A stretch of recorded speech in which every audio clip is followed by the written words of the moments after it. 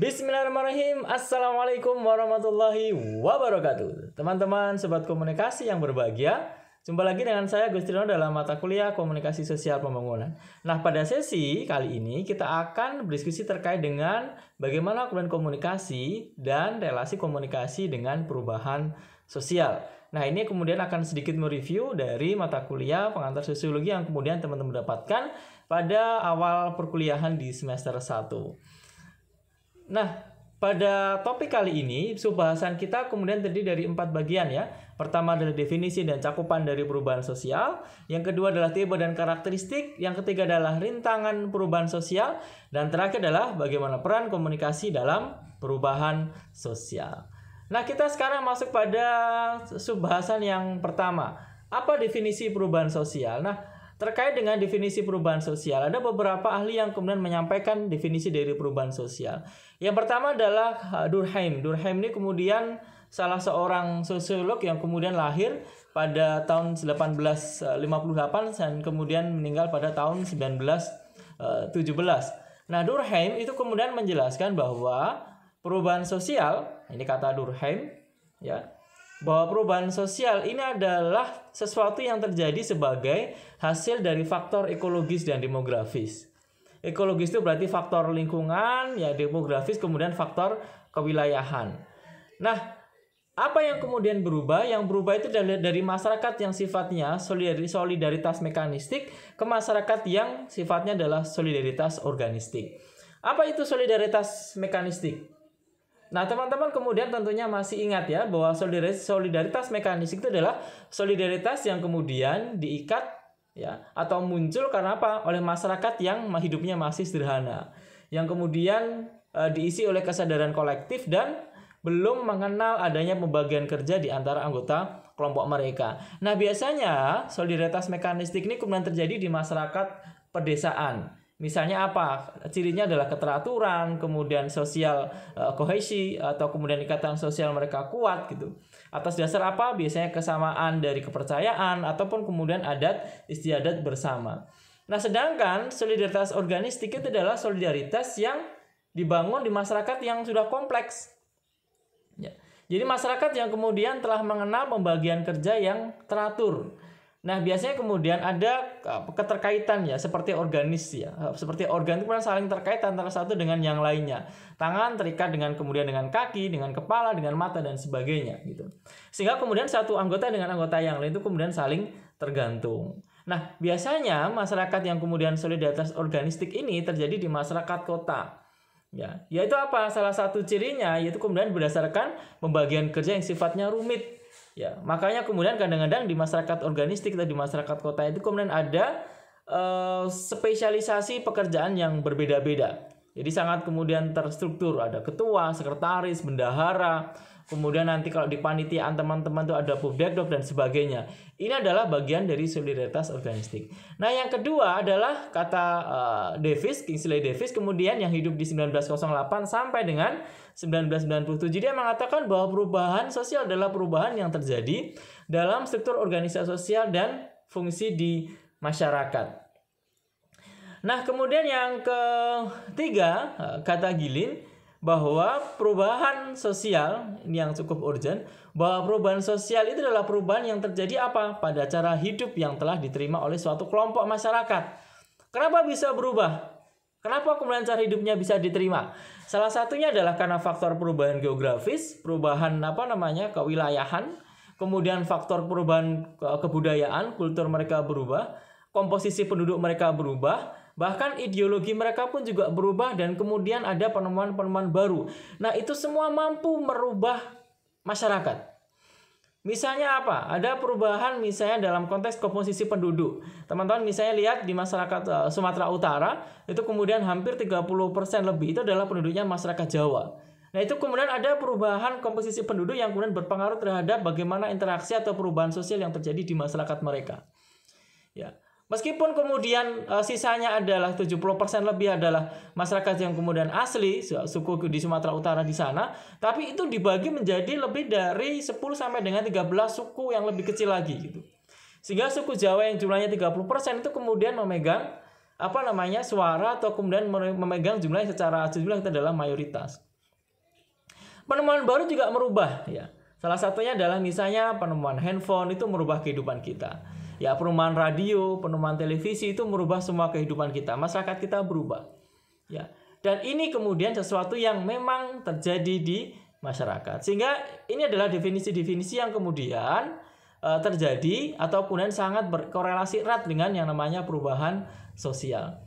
Nah, apa kemudian cakupan dari perubahan sosial? Dua perubahan sosial itu menyakup dua hal.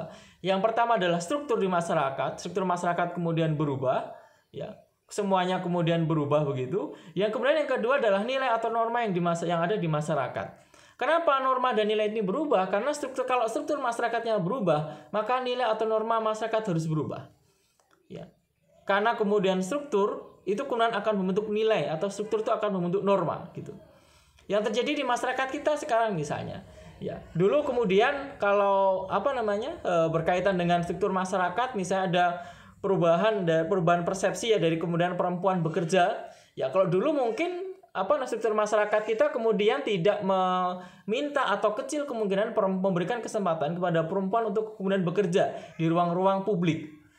Ya. Tapi sekarang struktur masyarakat mengiyakan bahwa perempuan boleh bekerja di ruang-ruang yang sifatnya publik. Ya di kantoran, ya dari guru misalnya, jadi dosen, jadi direktur pun bisa, jadi menteri pun bisa. Maka nilai masyarakat pun berubah. Ya, masyarakat kemudian mulai menerima, oh iya betul nggak apa-apa gitu ya. Bahwa perempuan kemudian boleh bekerja asalkan perempuan itu kemudian masih berpegang teguh, masih kemudian menjalankan peran-peran dia sebagai seorang istri atau sebagai ibu rumah tangga gitu. Tetapi perlu kemudian diketahui bahwa dua ini itu kemudian saling berkaitan. Antara struktur dengan norma itu kemudian saling mengikat satu dengan yang lainnya. Jadi ini nggak boleh terpisah gitu kan. Jadi struktur itu kemudian akan mengikuti norma dan norma itu kemudian akan diikuti oleh struktur. Ya. Jadi jangan kemudian ada dikotomi, ada pemisahan ya antara struktur dan masyarakat. Kenapa? Karena dua hal ini kemudian saling berkaitan satu dengan yang lainnya. Nah, bagaimana tipe dari perubahan sosial? Nah, tipe perubahan sosial itu kemudian dapat dilihat dalam dua aspek, dalam dua hal. Pertama adalah tipe perubahan yang sifatnya evolusioner. Yang kedua adalah tipe perubahan yang sifatnya revolusioner. Teman-teman kemudian tentunya sudah tahu, sudah paham. Apa itu kemudian tipe perubahan sifatnya evolusioner? Tipe perubahan yang sifatnya evolusioner itu kemudian membutuhkan jangka waktu yang lama. Ya. Yaitu perubahannya kemudian tidak terjadi secara drastis dan luar biasa, tetapi kemudian berjalan secara perlahan, berjalan secara pelan. Ya, pelan tapi pasti. Ya. Ini yang kemudian misalnya terjadi pembangunan masyarakat misalnya di Indonesia itu kemudian pembangunan secara evolusioner karena kemudian bertahap prosesnya. Tidak kemudian secara drastis langsung berubah. Ya, ataupun kemudian masyarakat Jepang itu kemudian juga evolusioner karena kemudian kultur mereka dipertahankan, ada teknologi baru kemudian tahap demi tahap kemudian dimasukkan. Sehingga masyarakat itu punya kesempatan untuk kemudian belajar dan beradaptasi. Contohnya misalnya Rasulullah itu kemudian ketika dakwah yang beliau lakukan dan juga para sahabat itu adalah dakwah sifatnya evolusioner. Kenapa? Karena memberikan kesempatan untuk belajar. Ya. Belajar dan beradaptasi terkait dengan apa? Kebudayaan baru terkait dengan agama yang kemudian dibawa oleh Rasulullah, isi ajarannya apa? Masyarakat punya kesempatan, masyarakat punya kemampuan untuk kemudian beradaptasi. Tetapi ada juga perubahan yang sifatnya revolusioner, yaitu perubahan yang berlangsung dengan sangat cepat. Ya. Seperti sekarang ini itu kemudian berlangsung dengan sangat cepat ini perubahan. Ya, COVID-19 itu merubah masyarakat kemudian sangat cepat sekali. Kenapa? Karena masyarakat nggak punya kesempatan untuk belajar. Beradaptasi pun belum sempat gitu. Tiba-tiba semua proses harus kemudian dijalankan secara daring, secara online. Ya. Kemudian juga di dalamnya ada perubahan seluruh struktur masyarakat pun juga berubah. Ya. Apalagi kemudian misalnya penemuan internet itu merubah struktur masyarakat. Ya. Misalnya kemudian ada konsep the end of expertise, ya, ada kemudian matinya kepakaran. Ya. Sehingga kemudian orang sekarang ngomong agama itu tidak harus orang yang berasal dari fakultas agama, orang siapapun bisa ngomong tentang agama. Ini kemudian bagian dari struktur masyarakat yang berubah. Termasuk di dalamnya kalau teman belajar sejarah ada Turki misalnya. Dulu ada runtuhnya Turki Utsmani atau Khilafah Utsmani pada tahun 1925 sekitar sampai dengan 1928 misalnya. Maka ketika kemudian terjadi runtuhnya Utsmani pada saat itu, orang yang kemudian dikenal dengan Mustafa Kemal Atatürk itu kemudian dia melakukan perubahan yang revolusioner. Apa kemudian misalnya dia merubah gereja Masjid Hagia Sophia itu menjadi museum, itu revolusioner. Ya, yang sebelumnya kemudian menjadi tempat ibadah berubah menjadi museum. Ya, azan kemudian menggunakan bahasa Turki, bahasa lokal. Agama tidak boleh mencampuri negara, dan negara tidak boleh kemudian mencampuri agama. Perempuan yang berada di wilayah-wilayah publik ya bekerja sebagai instansi pemerintah dan sebagainya tidak boleh menggunakan jilbab, karena jilbab adalah representasi dari agama gitu. Maka kemudian agama harus terpisah dengan ruang publik gitu. Nah, ini bagian dari yang sifatnya revolusioner. Ya. Kenapa ini bisa muncul? Bisa jadi muncul karena perang. Ya, bisa jadi muncul karena perebutan kekuasaan. Nah, yang terjadi pada saat itu di Turki itu adalah karena adanya perebutan kekuasaan. Ya, kemudian Mustafa Kemal itu yang kemudian didukung oleh beberapa negara dari Eropa dan Amerika sehingga kemudian mampu menggulingkan Khilafah Utsmaniyah pada saat itu. Dan itu dalam sejarah Islam itu kemudian cukup kelam ya. Ya, cukup kelam sekali. Kenapa? Karena kita kemudian kehilangan monumental atau kemudian memimpin Islam pada saat itu. Ya, tapi kemudian sekarang berangsur-angsur kemudian mulai ada perubahan di Turki kembali. Ya. Nah, ini tipe perubahan sosial. Ada perubahan yang sifatnya evolusioner yang berlangsung dengan sangat cepat. Ada perubahan evolusioner yang berlangsung dengan bertahap jangka waktu yang lama. Dan kemudian juga ada perubahan revolusioner yang berlangsung dengan sangat cepat. Ya, Soviet itu kemudian perubahan sangat signifikan ya. Ketika kemudian terjadi revolusi Bolshevik dan sebagainya, itu adalah perubahan yang sangat signifikan. Ya, perebutan kemudian Lenin memimpin terjadinya revolusi, Stalin pun juga demikian, maka ada perubahan yang sangat signifikan pada saat itu di masyarakat Soviet. Nah, ini ada tipe perubahan sosial. Evolusioner bertahan dengan bertahap jangka waktu yang lama, dan kemudian adalah revolusioner yang berlangsung dengan sangat cepat. Nah, apa sebenarnya karakteristik dari perubahan sosial? Nah, teman-teman semuanya, setidaknya ada 12 karakteristik yang ada di dalam perubahan sosial. Yang pertama, kalau terjadi perubahan sosial itu berarti terjadi perubahan komunitas. Terjadi perubahan hubungan sosial antara satu masyarakat dengan masyarakat yang lain. Kenapa? Karena perubahan sosial berarti adalah merubah sistem hubungan masyarakat gitu. Ya. Dengan kata lain gitu kan, bahwa perubahan itu disebut sebagai perubahan sosial. Kenapa? Karena pengaruhnya bisa dirasakan oleh bentuk-bentuk komunitas yang ada. Yang kedua adalah bahwa perubahan sosial itu sebuah fenomena universal. Ya, dimanapun itu kemudian akan ada. Di masyarakat manapun itu kemudian akan ada yang namanya perubahan sosial. Ya, baik kemudian di Indonesia, di Amerika, atau di Eropa, semuanya itu mengalami perubahan. Konteks perubahan sosial yang terjadi di dalamnya. Sekarang misalnya yang terjadi di masyarakat Amerika, perlu kemudian kita lihat sekarang.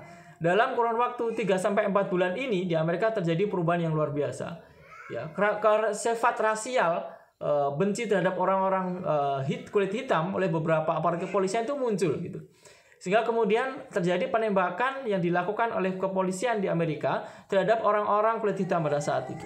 Dan ini kemudian terjadi, dan ini sangat berbahaya sekali. Dalam skala yang cukup besar ini bisa mengakibatkan chaos di negara.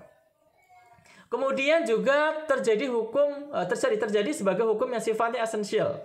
Ya. Bahwa perubahan sosial itu kemudian dapat terjadi baik jalurnya alami ataupun usaha yang direncanakan. Ya, secara alami kita itu ingin kemudian adanya perubahan. Sehingga apa? Kenapa kita ingin? Karena kemudian memuaskan keinginan kita. Sehingga kalau perubahan sosial itu terjadi karena kebutuhan masyarakat, itu bisa jadi untuk memuaskan keinginan masyarakat sendiri. Yang berikutnya adalah perubahan sosial itu menjadi kebutuhan gitu.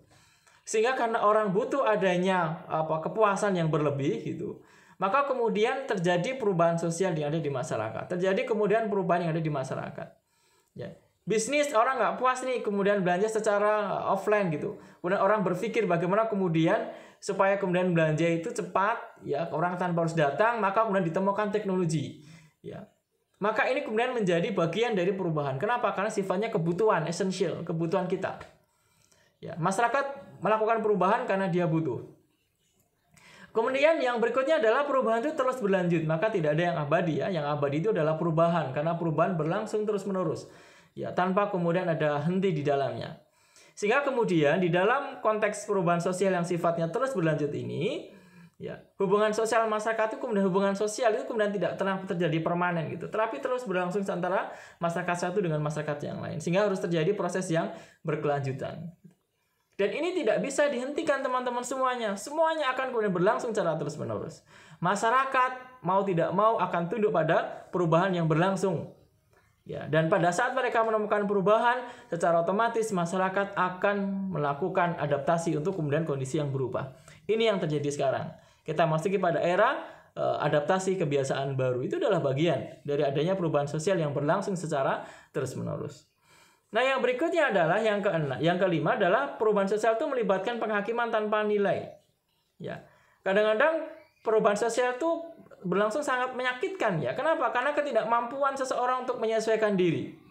Ya. Ya. Tetapi karena kemudian bisa jadi ya ketidakmampuan kita untuk kemudian untuk menyesuaikan diri tersebut kadang-kadang itu kemudian mau justru membawa kehidupan baru yang kemudian lebih baik. Ya, menyenangkan dan tetapi kadang-kadang memang rumit ya. Tentunya ada yang diuntungkan dan ada yang dirugikan. Oleh sebab itu, perubahan itu seringkali dinilai melakukan penghakiman tanpa etis ataupun tanpa atau tidak dengan etis. Ya. Jadi nggak ada nilai di sana gitu. Ya. Yang ada ya ada orang yang untung, ada orang yang rugi. Misalnya sekarang nih. Ya. Orang kemudian industri pariwisata bergeser dari dulu yang kemudian sifatnya offline, sekarang kemudian mau tidak mau harus terhenti terlebih dahulu. Ya, orang harus mulai beradaptasi. Kalau dia tidak bisa maka dia off. Kalau dia bisa maka dia jalan gitu. Gedung-gedung persewaan yang biasa dipakai untuk wedding semuanya harus kemudian melakukan adaptasi gitu. Ini bukan masalah etis dan tidak etis gitu. Kalau Anda bisa beradaptasi maka Anda jalan, Anda untung. Kalau nggak bisa maka Anda rugi, selesai gitu. Maka sekarang di beberapa hotel itu kemudian ketika ada wedding itu kemudian ada fasilitas untuk kemudian yang sifatnya online tamu undangannya. Ada kode Zoom-nya dan sebagainya gitu. Ya. Wisuda pun juga begitu. Ya. Wisuda yang terjadi kita pun juga begitu gitu. Ya, ada yang kemudian berjalan dengan online, ada kemudian ya kita pending dulu aja lah. Gitu. Maka ada yang diuntungkan, maka juga ada yang dirugikan. Yang berikutnya adalah bahwa perubahan sosial itu terkait dengan waktu ya, ada faktor. Ya, sifatnya temporer gitu. Maka perubahan sosial itu misalnya akan berlangsung dalam kurun waktu tertentu. Ya, tidak kemudian akan berlangsung terus-menerus, maksudnya dalam kurun waktu tertentu, periode tertentu gitu ya. Ya, sekarang kita adaptasi kebiasaan baru, semuanya berubah. Tapi nanti ketika sudah masuk pada adaptasi kebiasaan baru, semuanya sudah selesai, sudah beradaptasi, maka kita ikuti proses adaptasi itu. Nanti kalau kemudian sudah selesai penemuan vaksin dan sebagainya, maka kita kembali lagi pada kebiasaan yang dulu kemudian kita lakukan gitu. Maka ada perubahan. Maka corona ini ya kalau kemudian di dalam Spanish flu itu flu Spanyol dulu berlangsung sekitar 2 tahun. Ya kalau kita mungkin berlangsung sekitar 2-3 tahun, itu kita berada di kebiasaan baru. Setelah itu kemudian kita akan mengatakan kebiasaan baru itu sebagai kebiasaan yang terjadi gitu. Dan nanti akan ditinggalkan menuju kebiasaan baru yang berikutnya gitu. Maka hakikatnya kan manusia itu hanya berubah dari satu kondisi ke kondisi berikutnya. Kondisi berikutnya akan lanjut kepada kondisi berikutnya dan seterusnya gitu. Tapi kemudian ada waktu yang kemudian berjalan di dalamnya. Nah, bagaimana kemudian dengan kecepatan perubahan sosial? Nah, kecepatan perubahan sosial ini kemudian tidak seragam teman-teman semuanya ya. Dipengaruhi oleh banyak faktor tentunya. Dan ini tergantung dari masyarakatnya. Kalau masyarakatnya itu kemudian mendorong atau dapat mendorong terjadinya kecepatan perubahan sosial yang berlangsung dengan sangat cepat. Misalnya apa? Ada seorang bupati yang ingin menerapkan e-government misalnya. Untuk kemudian berkaitan dengan akses masyarakat ke teknologi atau kemudian ke dalam akses masyarakat terhadap kebutuhan-kebutuhan publik di pemerintahan misalnya. Yaitu kemudian berlangsung dengan sangat cepat. Ya. Kenapa? Karena memang bupatinya yang punya policy, yang punya kebijakan, dia menerapkan hal itu. Gitu. Dan ini kan kemudian tergantung ya nanti pada kebutuhan dana, kebijakan, fasilitas gitu. Nah pada sisi lain ada juga masyarakat yang lamban dalam mengalami proses perubahan gitu. Ya, kenapa? Karena bisa jadi karena sumber daya manusianya. Ya, bupatinya sudah berjalan dengan cepat, tetapi masyarakatnya ternyata nggak bisa karena akses teknologi mereka kemudian rendah. Seperti sekarang. Ya, Mas Menteri kemudian mengatakan semua PJJ atau pembelajaran jarak jauh nanti akan kemudian menjadi pembelajaran yang permanen. Tapi ternyata ada masyarakat yang kemudian tidak punya handphone. Artinya kan lambat gitu kan. Dia kemudian harus datang ke sekolah untuk kemudian ngambil tugas. Nanti kemudian balik lagi ke sekolah untuk kemudian mengembalikan tugasnya. Mengambil lagi, kemudian mengembalikan lagi, begitu dan seterusnya. Nah ini kan tergantung ya. Kecepatan itu tergantung dari apa? Banyak faktor. Salah satunya bisa jadi kondisi alam, sumber daya, akses terhadap teknologi dan sebagainya.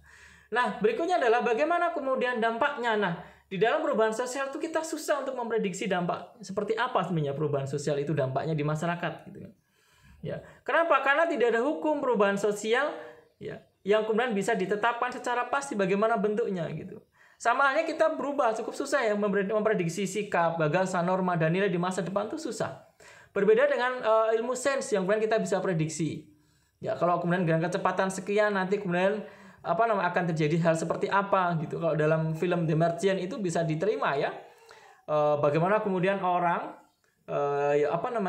ketika kemudian yang di film yang dimintai oleh Matt Damon, The Martian itu orang ketika dia melakukan lompatan, ketika dia mengendarai pesawat ruang angkasa pada saat itu ditemukan kira-kira titik temunya berapa ya, pada kilometer keberapa itu bisa diprediksi.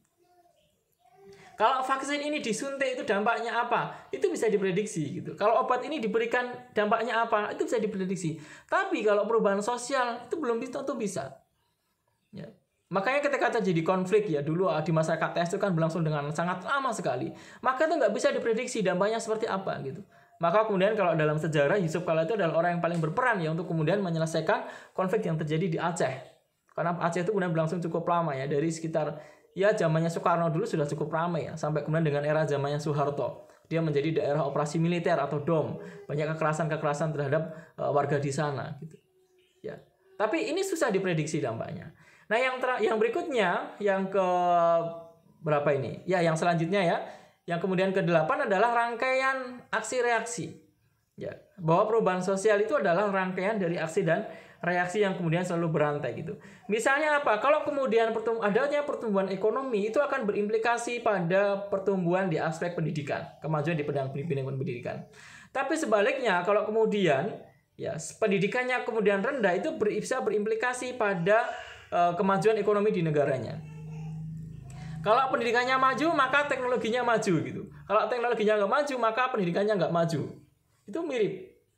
Ya, karena ada aksi, ada reaksi. Aksinya adalah kemajuan di bidang ekonomi, reaksinya adalah kemajuan di bidang pendidikan. Nah, yang berikutnya adalah terjadi dalam skala besar dan skala kecil. Ya, jadi perubahan itu kemudian bisa terjadi dalam skala besar dan dalam juga skala kecil. Ya, sehingga kemudian terdapat garis pemisah itu ya antara perbedaan antara perubahan sosial yang berskala besar ataupun perubahan sosial yang berskala kecil. Nah, kalau perubahan skala kecil apa? Biasanya perubahan skala kecil itu kemudian dalam kelompok dan organisasi daripada di masyarakat.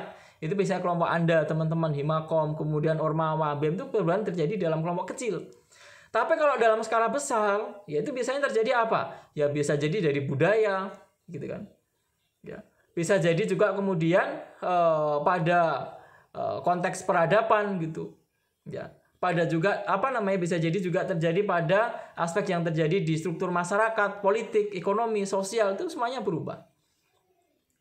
Sistem ekonomi, sistem politik yang berubah itu akan berimplikasi pada hal-hal sifatnya makro karena negara berubah, dunia pun juga akan berubah. Konteks peradaban pun juga demikian gitu. Ya, konteks kebudayaan pun juga akan demikian. Maka sekarang misalnya kemajuan budaya Korea itu kemudian akan berimplikasi pada Korea-Korea di negara-negara yang lain. Ya, kemajuan film Hollywood kemudian berimplikasi pada dampak yang ditimbulkan dari film Hollywood tersebut di negara-negara yang menerima asupan dari film Hollywood.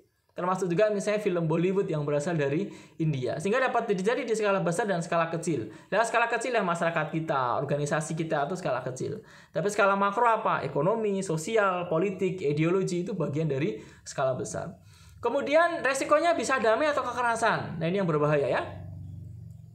Kalau resikonya damai ya alhamdulillah. Ya, artinya ada perubahan yang diterima dengan damai, dengan masyarakat yang kemudian menerima dengan sangat bagus, toleran. Ini masyarakat Madinah itu adalah masyarakat yang berisiko damai. Kenapa? Karena dia menerima perubahan, menerima dakwah yang dilakukan sama Nabi Muhammad itu dengan cara damai. Gitu kan? Ataupun kemudian juga ada yang sifatnya kekerasan. Ya, kemudian terjadi peperangan dan sebagainya. Nah, ini kemudian yang dulu didapatkan ya, karena kemudian orang-orang Mekah itu tidak menerima dakwah Nabi, maka kemudian Nabi itu diserang, Nabi itu di pressure. Ya, Nabi itu sering dipukuli, maka perubahan sosial itu bisa jadi diterima dengan cara damai risikonya, ataupun kemudian ada kekerasan di dalamnya. Maka Nabi itu luar biasa ya. Dakwah sekian puluh tahun di kota Mekah itu ternyata tidak cukup signifikan, justru kemudian sering mendapatkan kekerasan dari orang-orang Quraisy pada saat itu. Berikutnya adalah perubahan sosial itu dapat direncanakan atau tidak. Ini yang penting ya. Ada kemudian yang dapat direncanakan atau ada yang tidak. Yang tidak apa? Bencana alam itu nggak bisa direncanakan. Gempa bumi, tsunami, angin, ya angin topan, angin badai gitu kan. Ini nggak bisa kemudian kita rencanakan gitu kan. Ya. Tetapi kemudian ada juga pembangunan sifatnya, perubahan sosial sifatnya bisa direncanakan. Ya, misalnya kemudian penurunan jumlah penduduk itu perubahan sosial bisa direncanakan nggak? Bisa. Meskipun nanti ada faktor-faktor kemudian penentu dan faktor-faktor penghalangnya ya, tapi kemudian paling tidak bisa direncanakan. Digitalisasi pendidikan, digitalisasi UMKM itu bisa direncanakan, bisa gitu. Meskipun kemudian nanti akan tergantung pada aspek-aspek yang lainnya. Dan kemudian satu dengan yang lain itu kemudian akan saling terkait. Nah, ini terkait dengan karakteristik dari komunikasi dengan perubahan sosial. Nah, kenapa bisa terjadi perubahan sosial? Satu, perubahan sosial itu terjadi karena ada penemuan baru. Invention, teknologi, internet itu merubah. Ya, mobilitas penduduk juga penemuan pesawat, penemuan kereta api itu merubah mobilitas orang. Orang berubah. Yang berikutnya pertumbuhan jumlah penduduk juga berpengaruh ya. Indonesia itu pada tahun 1960 itu kemudian 78 jiwa. Nah, sekarang itu kemudian lebih dari 262 juta jiwa. Coba bayangkan. Artinya apa? Pertumbuhan rata-rata penduduk kita itu adalah 2,9 juta per tahun. Bayangkan, 2,9 juta per tahun itu bukan angka yang kecil, dia adalah angka yang besar. Ini kan. Sehingga kemudian potensinya apa? Ada pengangguran, gitu kan? Kan jelas ya, kekurangan sumber daya sandang pangan gitu. Sarana pendidikan terbatas, pekerjaan juga iya, tanah juga terbatas gitu kan. Perumahan juga iya gitu. Sehingga, gitu kan, pendidikan jadinya mahal. Tanah kemudian untuk perumahan juga makin susah ditemukan untuk perkotaan. Kenapa? Karena jumlah penduduknya banyak. Nah, yang berikutnya adalah ada pertumbuhan, berkaitan dengan perubahan sosial terjadi karena pertumbuhan kota dan urbanisasi.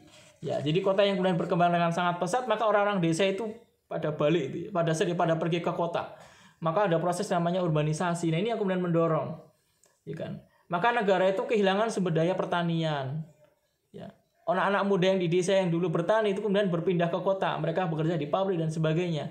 Siapa yang menggarap pertanian gitu? Maka ini kemudian perlu keseimbangan pengaturan ya antara kemudian pertumbuhan di kota dan juga perkembangan di desa agar desa itu tidak menjadi seolah-olah tertinggal gitu ya. Kan kasihan gitu sehingga mereka merasa tertinggal sehingga orang berbondong-bondong untuk kemudian pergi ke kota. Nah, berikutnya juga ada bencana alam tuh bisa mengakibatkan ya. Adanya perubahan sosial, misalnya tsunami Aceh 2004. Bisa Anda bayangkan ya, pada tahun 2004 tersebut ada lebih dari 200.000 orang yang kemudian meninggal, kehilangan anak, kehilangan keluarga, ya. Kemudian harta benda semuanya hanyut terbawa oleh air laut pada saat itu. Kemudian juga terjadi di Sulawesi Tengah, di Palu, ya, likuifaksi yang kemudian terjadi pada saat itu, yang kemudian menelan korban jiwa lebih dari 2.000 orang, gitu kan.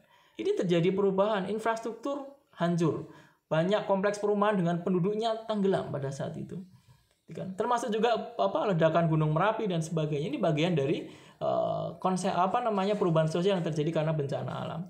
Ada juga perubahan karena faktor akulturasi dan asimilasi budaya. Ini terjadi kita ya. Misalnya kemudian bagaimana akulturasi ini di masyarakat Islam di Indonesia seringkali kemudian dipengaruhi budaya Arab gitu. Sedangkan dalam pola makanan kita itu kemudian sering dipengaruhi juga oleh orang-orang Tiongkok atau Cina atau Tionghoa. Misalnya apa? Mie, bakso, capcay itu kan makanan-makanan yang kemudian berasal dari Tiongkok dan itu berpengaruh gitu. Nah, ini yang kemudian terjadi. Sehingga kemudian sekarang muncul kebudayaan yang kita lahirkan dengan budaya Indo-Tiongkok. Ya, terjadi di Indonesia, diadaptasi di Indonesia, kemudian tetapi berasal dari Tiongkok. Ya mungkin nggak ada ya orang Chinese itu kemudian makan mie kok pakai garpu dan porok ya, garpu dan sendok. Mereka makan mie pakai sumpit gitu, makan nasi pakai sumpit. Ya kalau kita ya masyarakat Jawa makan mie ya tetap pakai nggak pakai sumpit karena belum tentu semua orang bisa, makan nasi pun juga nggak bisa. Tapi ketika kemudian kita datang ke restoran Jepang itu ya mau nggak mau dia akan menyajikan sumpit begitu, dan dia juga akan menyajikan sendok dan garpu yang bisa kita pakai. Nah, yang terakhir, perubahan sosial bisa jadi terjadi karena gerakan sosial yang terjadi. Ya, ini yang berbahaya ya. Gerakan sosial misalnya apa, Pak? Reformasi 98 itu luar biasa. Merubah struktur masyarakat. Anda bisa tanya ke kakak Anda atau ke orang tua Anda. Cerita bagaimana gerakan reformasi itu merubah struktur masyarakat pada saat itu. Atau juga gerakan revolusioner atau pemberontakan. Nah, dulu yang PKI rencanakan ya 1965, 1948. Ya, bagaimana mereka ingin merubah dasar negara, mereka ingin kemudian menggulingkan pemerintahan pada saat itu diganti dengan pemerintahan komunis misalnya. Atau ada gerakan perlawanan juga yang kemudian terjadi yang dilakukan oleh masyarakat pada saat itu. Jadi tipe-tipe gerakan sosial. Nah, ini yang kemudian menjadi faktor adanya perubahan sosial yang terjadi di masyarakat kita. Nah, apa saja rintangan perubahan sosial? Setidaknya ada 5 hal. Satu, aspek budaya, sosial, psikologis, ideologis, dan geografis. Budaya berarti apa? Etnosentrisme. Merasa budayanya paling tinggi. Ini yang kemudian berbahaya. Yang kedua adalah tahayul. Nah, ini berkaitan dengan pendidikan ya, kemampuan seseorang menerima informasi, pengetahuan. Aspek sosial bisa jadi solidaritas kelompok juga sangat berpengaruh. Ya. Solidaritas kelompok itu kan berpengaruh terhadap bagaimana kemudian perubahan sosial yang terjadi di sebuah masyarakat. Kadang juga dipengaruhi oleh faktor dari stratifikasi sosial. Ya, stratifikasi sosial juga akan sangat berpengaruh sekali. Ya. Misalnya apa kalau kemudian bicara pada solidaritas sosial ya, kalau kerja ya milih sama anggota kelompoknya gitu kan. Bukan pada skillnya. Oh, ini sesama perguruan tinggi sama dengan lulusan saya dipilih gitu. Oh, ini sama organisasi dengan saya, ini sukunya sama dengan saya, ini solidaritas kelompok. Ini berbahaya. Karena orang bukan lagi dihitung berdasarkan kompetensi, skill mereka, tapi justru karena faktor pendekatan yang lainnya. Yang struktur stratifikasi sosial ya jelas ya, adanya kemudian perlakuan yang berbeda antara pejabat dengan rakyat gitu kan, antara bangsawan dengan rakyat biasa, antara kasta satu dengan kasta yang lain, orang kaya dengan orang miskin, ini hambatan. Maka pembangunan itu tujuannya merubah ini ya, menghilangkan solidaritas kelompok, menghilangkan stratifikasi sosial. Karena harus ada keadilan, distribusi keadilan yang merata. Juga psikologis, prejudice, ya, prasangka terhadap orang lain.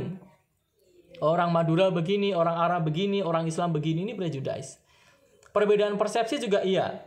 Ya, bagaimana kemudian perbedaan persepsi terhadap sebuah fenomena itu akan menjadi penghalang.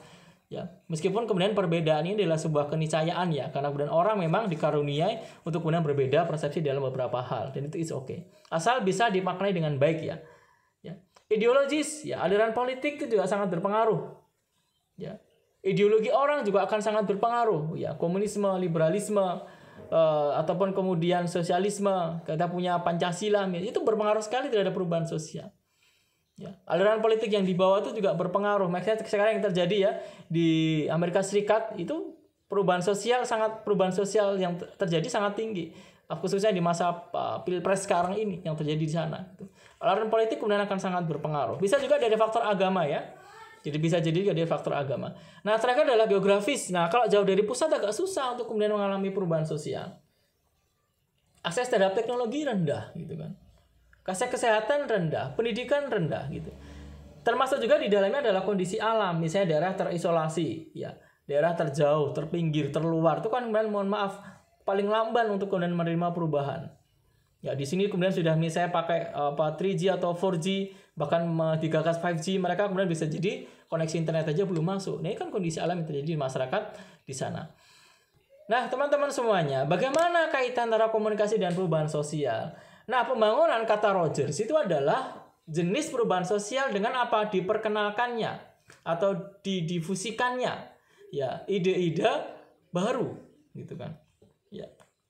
Ya. Jadi ada kemudian diperkenalkan ide-ide baru. Ini adalah proses divisi, adalah proses komunikasi yang ada di dalamnya. Ya, Rogers mengatakan tujuannya apa? 1, peningkatan pendapatan per kapita, aspek ekonomi masuk. Kemudian juga apa? Tumbuhnya keadilan, social justice, distribution of justice, distribusi keadilan yang merata. Termasuk di dalamnya adalah tingkat kehidupan yang lebih baik. Ya. Kalau levels of living gitu. Bagaimana tingkat kehidupan masyarakat yang lebih baik kalau kata Todero. Dan juga berikutnya freedom, kebebasan, ya, increasing of freedom, jadi bertambahnya kebebasan masyarakat. Jadi ada 4 hal ini, ya. Jadi ada 4 hal ini yang kemudian sangat berpengaruh atau kemudian diharapkan dengan ini perubahan sosial itu terjadi. Rogers menegaskan ini perlu diperkenalkan ide-ide baru ini, gitu kan. Bagaimana perkenalannya? Itulah aspek komunikasi berperan di dalamnya. Dipahami struktur masyarakatnya seperti apa, menyusun pesannya seperti apa, menggunakan media seperti apa, gitu kan. Sampai kemudian nanti bagaimana mengukur feedback mereka, itu seperti apa. Itu yang kemudian perlu dikembangkan. Nah, ini sedikit penghantar sehingga kemudian nanti kita akan masuk bagaimana sebenarnya komunikasi pembangunan, sampai kemudian bagaimana kita menyusun strateginya. Nah, satu hal yang perlu saya tekankan kembali. Rogers kemudian menegaskan bahwa aspek untuk kemudian mendorong itu semua, mendorong proses difusi itu kemudian berjalan dengan baik, itu adalah adanya teknologi. Ya, maka teknologi itu sangat luar biasa mendorong, ya.